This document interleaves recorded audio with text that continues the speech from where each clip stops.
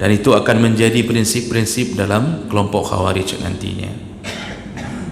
Dalam hadis yang lain dari Abu Zar radhiyallahu anhu, qala Rasulullah sallallahu alaihi wasallam, Rasulullah berkata, sayakunu ba'di min ummati, akan datang kelompok dari umatku. Jadi Rasulullah memberi isyarat, ini bukan orang lain, ini juga bahagian dari umat Muhammad sallallahu alaihi wasallam. Kita tuduh orang Khawarij, kita pun punya sifat Khawarij. Asal tak cocok dengan pikiran kita, langsung kafir. Kalau ada satu ustaz yang berceramah tergelincir dengan pendapatnya, maka kita mengkafirkannya hanya dengan satu atau di ujung permasalahan. Ini ada kelompok-kelompok dengan sifatnya. Kelompoknya bukan Khawarij, tapi sifatnya. Assalamualaikum warahmatullahi wabarakatuh. Banyak sekali pertanyaan jamaah, Ustadz kasih kami channel untuk kajian anak-anak muda. Di antara anak muda berasal dari Aceh, luar biasa, channelnya Maulizul Akbar Nak. Tonton, subscribe, like, share, komen. Assalamualaikum warahmatullahi wabarakatuh.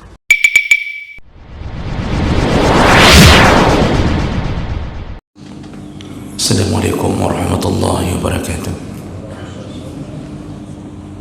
Innal hamdalillah nasta'inuhu wa nastaghfiruh wa na'udzu bihi min shururi anfusina wa min sayyiati a'malina. Man yahdihillahu fala mudilla lahu wa man yudlil fala hadiya lahu. Asyhadu an la ilaha illallah wahdahu la syarika lahu wa asyhadu anna Muhammadan 'abduhu wa rasuluhul karim. Allahumma shalli wa sallim ala nabiyyina al-mustafa Muhammadin wa ala alihi wa ashabihi ajma'in. Amma ba'd. Rabbi shrah li sadri wa yassir li amri wahlul 'uqdatam min lisani yafqahu qawli. Segala puji bagi Allah, kemudian salawat dan salam kepada Rasulullah, pada keluarga dan seluruh sahabat-sahabatnya yang Allah muliakan insyaAllah. Bapak-bapak, ibu-ibu, jamaah salat subuh yang berhadir karena Allah, mudah-mudahan Allah balas dengan pahala yang berlimpah insyaAllah. Kita akan lanjutkan pembahasan tentang tanda-tanda kiamat, dan kita masih membahas tanda-tanda kiamat kecil yang terjadi dari semenjak zaman kenabian dan sampai para sahabat Khulafa Rasyidin. Di pertemuan yang lalu, berdasarkan hadis Nabi SAW, bahwa tidak akan terjadi kiamat sampai dua partai besar atau dua kelompok besar dari umatku akan bertikai, dan yang dimaksud yaitu terjadinya perang Siffin di antara kubu Ali bin Abi Thalib dengan kubunya Muawiyah bin Abi Sufyan, dan ini merenggut banyak nyawa para sahabat. Namun para ulama menyatakan bahawa kejadian itu wajib terjadi berdasarkan ilmu yang diberikan Allah kepada Nabi, dan itu menjadi tanda zaman akan berakhir. Namun para ulama bersepakat bahawa kedua kelompok tidaklah jatuh ke dalam kekafiran, tidak jatuh ke dalam kemaksiatan berdasarkan peperangan itu, karena mereka berdiri di atas ijtihad, yaitu Muawiyah berijtihad tidak akan taat kepada Ali sebelum Ali menyelesaikan kasus pembunuhan Utsman bin Affan.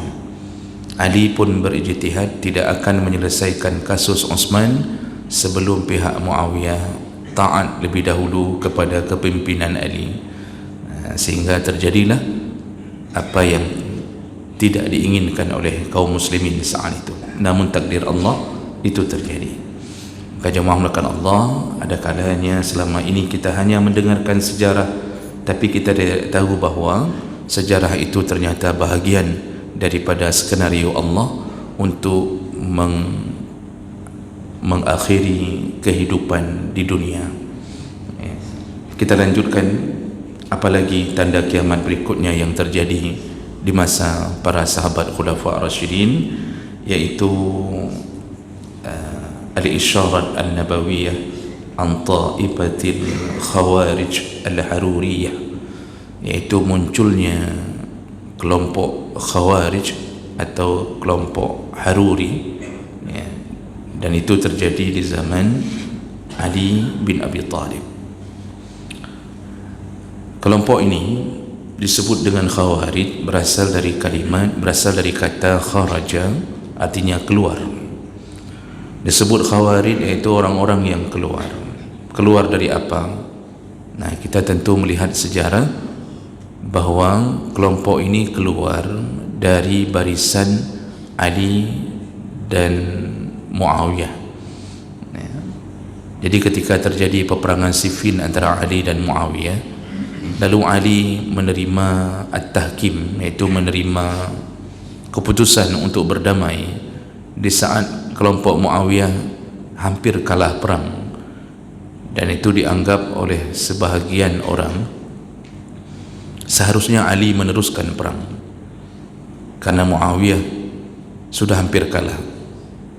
Dan akibat Ali menerima arbitrase atau perjanjian untuk berdiskusi, ya, berdamai, lalu dikalahkan secara diplomatis oleh pihak Muawiyah.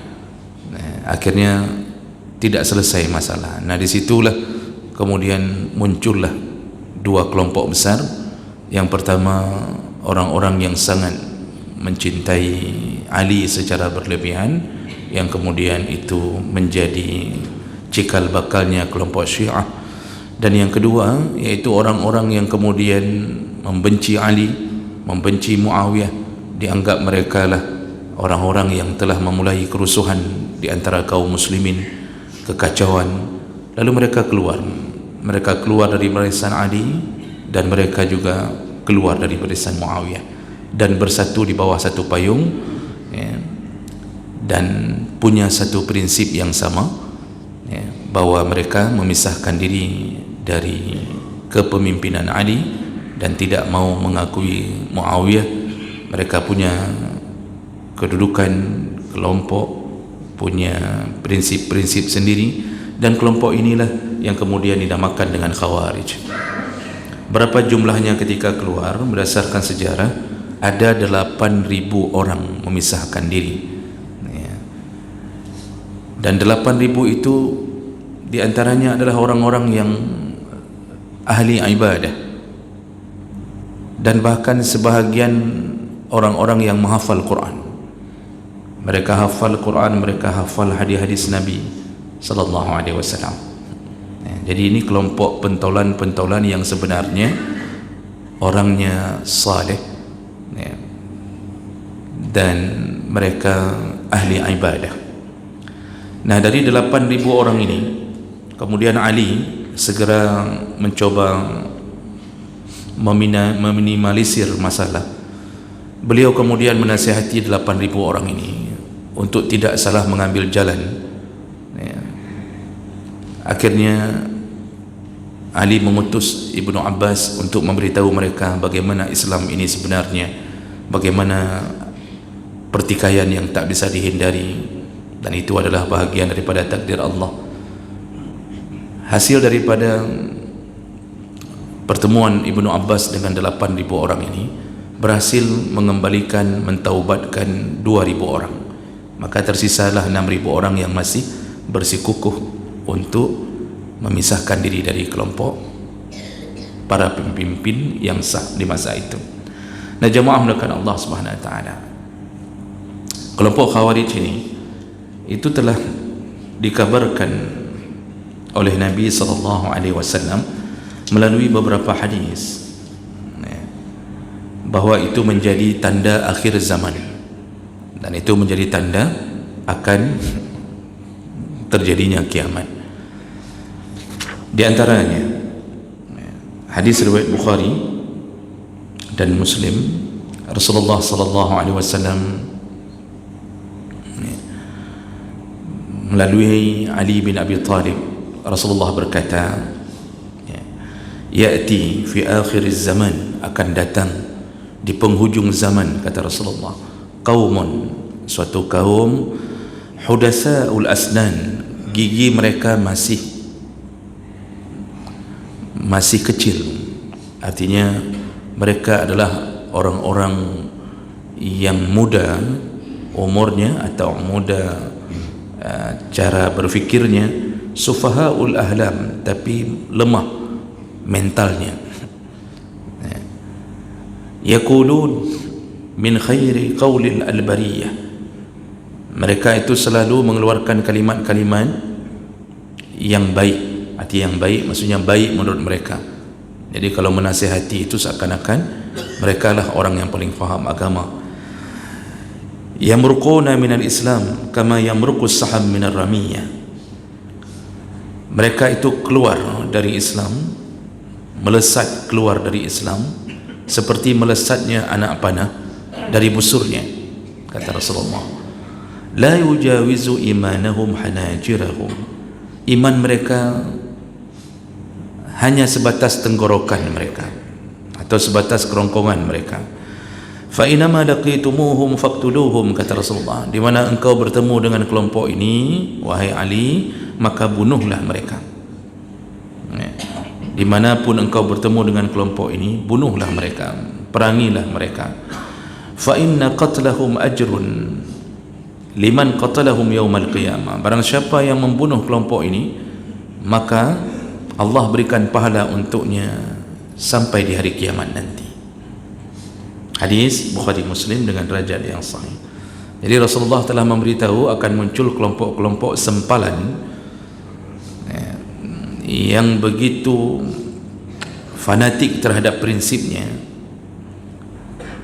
dan mereka sangat ortodok cara berfikirnya, dan itu akan menjadi prinsip-prinsip dalam kelompok Khawarij nantinya.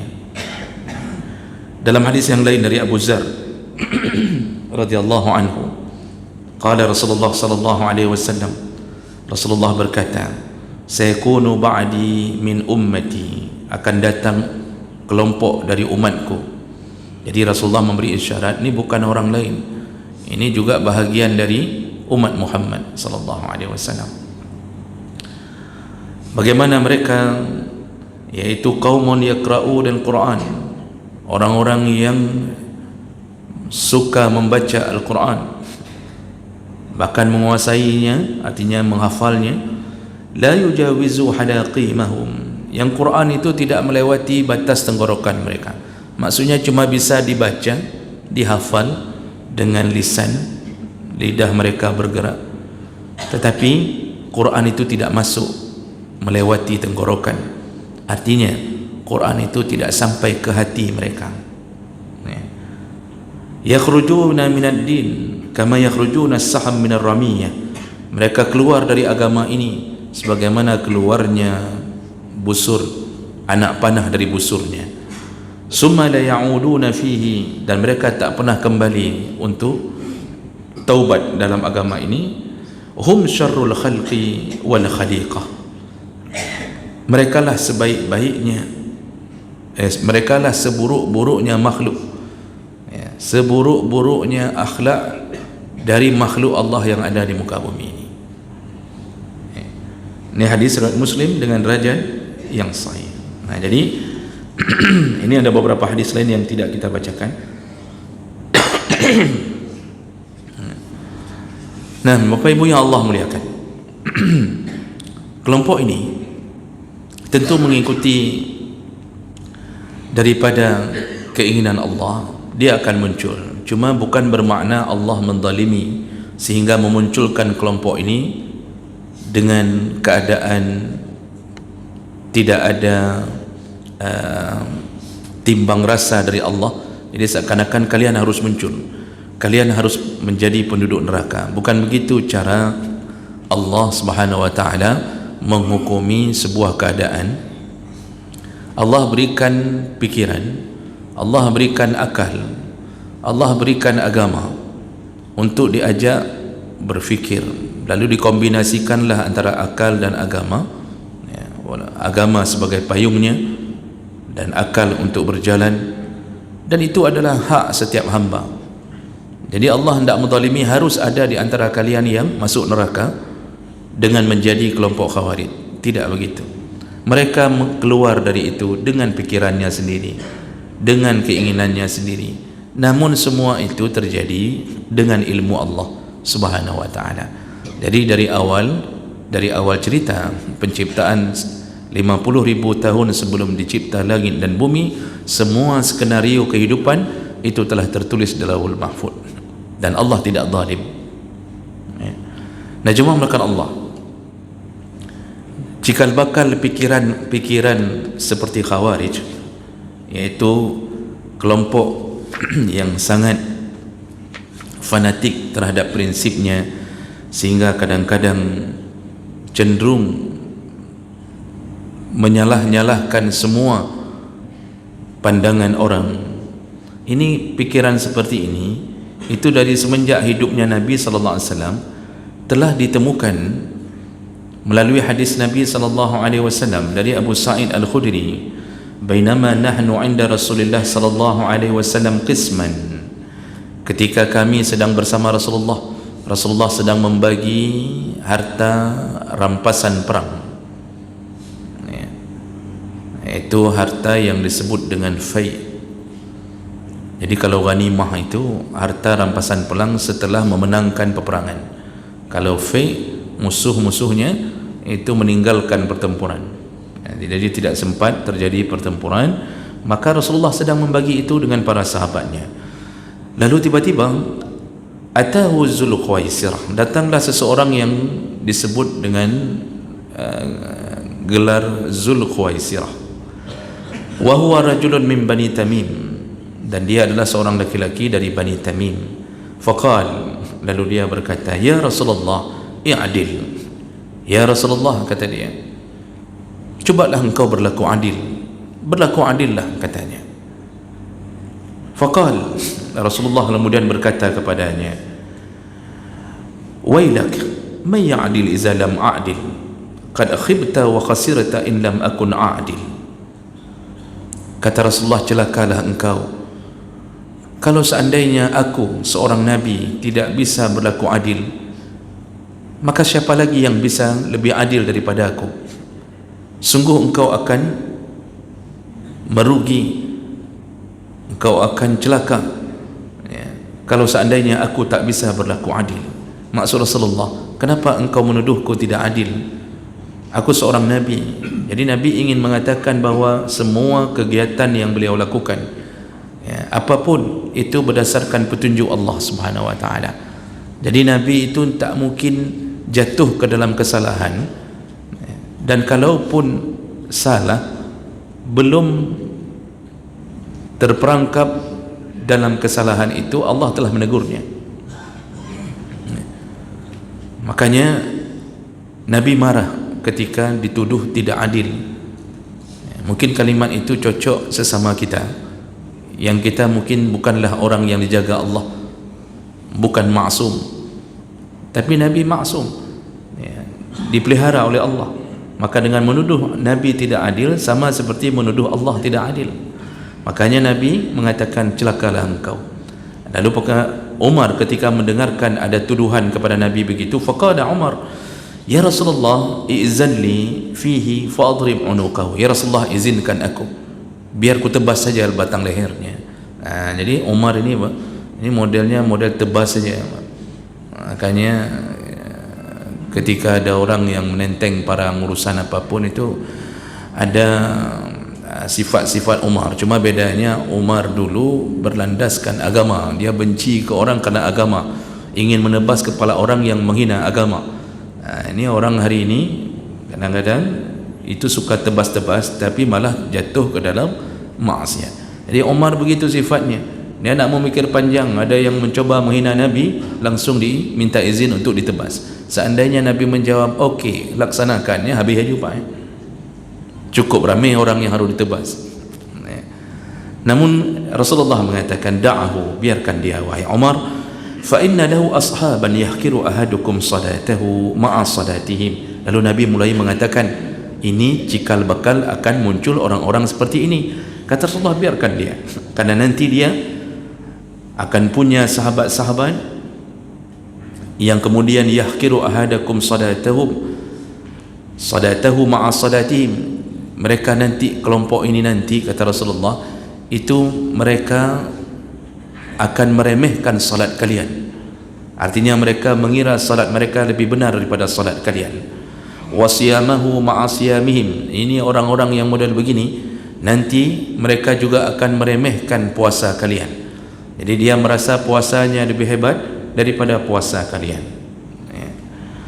Lalu kemudian yaqra'una al-Quran la yujawizu taraqimahum yamrukun minad dina kama yamruqus saham minar ramiyah. Kembali Nabi mengucapkan, ni orang ini, kelompok ini nanti, mereka hanya membaca Quran tapi tidak melewati tenggorokan mereka. Mereka keluar dari agama bagaikan keluar anak panah dari busurnya. Jadi kembali Nabi terus mengulang itu. Lalu kemudian Rasulullah sallallahu alaihi wasallam mengatakan di ujung hadis, seandainya nanti terjadi pertumpahan darah ketika membasmi mereka, maka ayatuhum rajulun aswad ihda adudai min sadil mar'ah atau mislil bid'ah tadardar wa yakhrujuna ala hainin furqa'ah minan nas. Kata Rasulullah, nanti kelompok ini itu akan diperangi, ditumpas, namun pemimpin mereka itu adalah seorang laki-laki yang bertubuh pendek. Bertubuh pendek, kata Nabi, hitam kulitnya. Ini bapak jangan merasa dulu, jangan pula jadi merasa bahwa kok saya pula kena. Ini belum, ini masa Nabi, ni cerita ni masa Nabi. Dan Nabi memberitahukan kelompok ini nanti dipimpin oleh seseorang yang bertubuh pendek, hitam kulitnya, lalu dia punya daging yang lebih di pundaknya, dan yang daging itu lembek. Jadi ada daging lebih di pundaknya, kata Rasulullah. Jadi Rasulullah ketika mengatakan itu belum tahu arti belum tahu secara kemanusiaannya. Beliau belum pernah lihat orang ini. Beliau hanya memberitahu apa yang didapat dari Allah Subhanahu wa taala. Dan tentu kenabian menunjukkan bahawa tidak ada keraguan pada Allah. Lalu langsung Nabi mengatakan, nanti lihatlah kelompok ini, waktu kalian memeranginya, dia akan tertumpas, namun pemimpinnya carilah di antara mereka orang-orang dengan ciri seperti ini. Lalu kemudian qala Abu Sa'id, fa ashhadu inni sami'tu hadzal hadis min Rasulillah wa ashhadu Ali bin Abi Thalib qatalahum. Abu Sa'id yang merawikan hadis mengatakan, aku bersaksi demi Allah, aku telah mendengarkan hadis ini dari Rasulullah, dan Ali pun telah mendengarkan ini dari Rasulullah. Lalu kemudian di masa Ali, qatalahum, kelompok ini akan diperangi, wa ana ma'ahu. Jadi Sa'id Al-Khudri kemudian melanjutkan cerita, ketika kelompok ini diperangi, aku masih hidup. Maksudnya beliau mengeluarkan hadis ini, memberitahu hadis ini ketika setelah terjadi penumpasan. Jadi ketika sudah diperangi, lalu aku bersama Ali, wa ana ma'ahu, aku bersama Ali. Fa amara bizalika ar-rajul faltamis fa utiya bi hatta nadartu ilaihi min na'tin nabi allazi na'atuhu. Kami mencari orang itu. Jadi setelah ditumpas, mencari orang tersebut, yaitu maksudnya adalah mayatnya, dan kutemukan ternyata persis ciri-cirinya seperti apa yang dikabarkan oleh Nabi sallallahu alaihi wasallam. Nah, ini dikuatkan dengan hadis yang lain, yang tak mungkin kita bacakan di subuh hari ini, panjang sekali hadisnya. Singkatnya, penumpasan terhadap Khawarij setelah mereka melampiaskan semua nafsu dan keinginan mereka zaman itu. Jadi mereka ini punya prinsip-prinsip yang berbahaya. Mereka keluar dan sesat dari Islam. Di antaranya Ibnu Hajar Al-Asqalani mengambil beberapa poin. Mereka berani, kelompok ini setelah keluar dari barisan Ali dan Muawiyah, mereka berani membuat hukum bahawa yang berzina setelah menikah tidak wajib untuk dirajam. Jadi tidak ada lagi hukuman rajam itu. Kemudian mereka mengatakan bahawa halal darah bagi mereka yang tidak mau melakukan amar ma'ruf nahi mungkar. Lalu mereka mengatakan bahawa kafirlah orang-orang yang berdosa besar. Padahal dalam Islam itu pendosa besar selama dia masih mengakui Allah dan Nabi sebagai Tuhan itu tidak disebut kafir, tapi disebut fasik. Tapi yang disebut kafir yang keluar dari agama. Maka hati-hatilah kita kalau kita punya prinsip suka mengkafir-kafirkan orang hanya gara-gara urusan khilafiyah. Kita tuduh orang khawarij, kita pun punya sifat khawarij. Asal tak cocok dengan pikiran kita langsung kafir. Kalau ada satu ustaz yang berceramah tergelincir dengan pendapatnya, maka kita mengkafirkannya hanya dengan satu atau di ujung permasalahan. Ini ada kelompok-kelompok dengan sifatnya, kelompoknya bukan khawarij tapi sifatnya hampir sama dengan ini. Jadi sudah dikabarkan. Jadi mereka ini kata Ibnu Hajar suka mengkafir-kafirkan sesama muslim. Yang dikafirkan bukan orang kafir tetapi sesama muslim. Jadi yang fasik dianggap kafir. Lalu kemudian mereka ini akan membunuh siapapun yang dianggap layak untuk dikafirkan. Dan begitulah orang-orang khawarij. Dan ketika mereka mengambil intisari dari Al-Quran, maka mereka hanya mengambil apa yang mereka inginkan. Jadi ditafsirkannya sendiri, ditakwilkannya sendiri, lalu sesuai dengan keinginan mereka. Jemaah melakukan Allah Subhanahu Wa Taala. Setelah terjadinya merebaknya fitnah dari khawarij di masa Ali, kemudian Ali melihat ini berbahaya, dan salah satu bahayanya mereka mulai membunuh beberapa sahabat di waktu Ali masih hidup, di antaranya Abdullah bin Khabab. Jadi ketika Abdullah bin Khabab melewati satu tempat yang kebetulan itu tempat mereka, markas mereka, mereka menghadangnya, lalu mereka berdebat dengan Abdullah bin Khabab, memancing-mancing apa maksud apa yang engkau maksudkan dengan membaca ayat ini, ayat ini. Kalau tak begitu lihat tak sesuai dengan keinginan mereka, maka dibunuhlah Abdullah bin Khabab. Kebetulan di saat itu Abdullah bin Khabab membawa istri. Ada yang mengatakan membawa budak perempuan, tapi ada yang mengatakan istrinya juga dibawa dalam perjalanan itu. Setelah membunuh Abdullah, mereka pun kemudian membunuh istrinya dengan cara membelah perutnya padahal istrinya sedang hamil. Dikeluarkanlah janin dari perutnya. Begitulah orang-orang khawarij membunuh. Akhirnya Ali mengambil kesimpulan ketika terjadi itu. Ali bertanya kepada mereka, siapa yang membunuh Abdullah? Maksudnya siapa orangnya? Biar kita kisas. Apa mereka jawab? Kami semua. Kami semua yang membunuh. Apa maumu? Karena melihat perlawanan itu, maka ditabuhlah genderang perang dan akhirnya ditumpaslah mereka oleh pemerintah yang sah, itu Ali bin Abi Thalib, dan terjadi perang itu di Nahrawan, disebut dengan perang Nahrawan, dan semua mereka hampir semuanya tewas. Hampir semuanya tewas, hanya beberapa gelintir yang kemudian melarikan diri. Di antara yang tewas itulah Ali kemudian teringat kepada perkataan Nabi, carilah orang yang bertubuh pendek, hitam di antara mereka, dan ada gelambir atau daging lebih di pundaknya yang lembek. Lalu Ali mencari dengan sahabat, termasuklah Abu Sa'id Al-Khudri tadi, lelah mencari karena jenazah telah bertumpuk-tumpuk. Akhirnya disuruh bongkarlah jenazah itu, disuruh pindah satu-satu, dan ditemukanlah laki-laki itu persis seperti yang dikabarkan Nabi sallallahu alaihi wasallam. Disitulah Ali mengatakan, demi Allah sungguh benar Rasulullah sallallahu alaihi wasallam. Jadi jemaah melakukan Allah, yang menyedihkan setelah itu Ali lah yang dibunuh oleh kelompok ini yang melarikan diri dari perang itu. Mereka merencanakan makar besar membunuh semua pemimpin Islam di saat itu. Mereka merencanakan membunuh Muawiyah, merencanakan membunuh Ali bin Abi Thalib, merencanakan membunuh Amr bin As, merencanakan membunuh Abu Musa Al-Ash'ari. Ini 4 orang ini yang menerima perdamaian di waktu perang Siffin, dan direncanakan di waktu subuh diutus 4 orang di masjid-masjid yang berbeda. Ternyata dengan izin Allah 3 orang berhalangan. Kemudian yang hadir adalah Ali bin Abi Thalib menjadi imam. Lalu kemudian ditusuklah Ali, dan yang menusuknya adalah Abdul Rahman bin Muljam. Jadi kemudian Ali meninggal dunia dengan mendapatkan kesyahidan, dibunuh oleh pentolan Khawarij. Lalu ketika mau dihukum qisas kepada Abdul Rahman, para sahabat mengatakan dalam riwayat bahawa mereka memotong tangan dan kaki Abdul Rahman bin Muljam, tidak sedikit pun keluar keluhan dari mulutnya, bahkan dia membacakan surat Al-Alaq, ya. Bismikal ladzi iqra bismi rabbikal ladzi khalaq khalaqal insan, terus-terusan dia mencoba membacakan Quran. Ini penghafal Quran ni, Pak. Ya, ini penghafal Quran. Ya, dia baca, kemudian dipotonglah,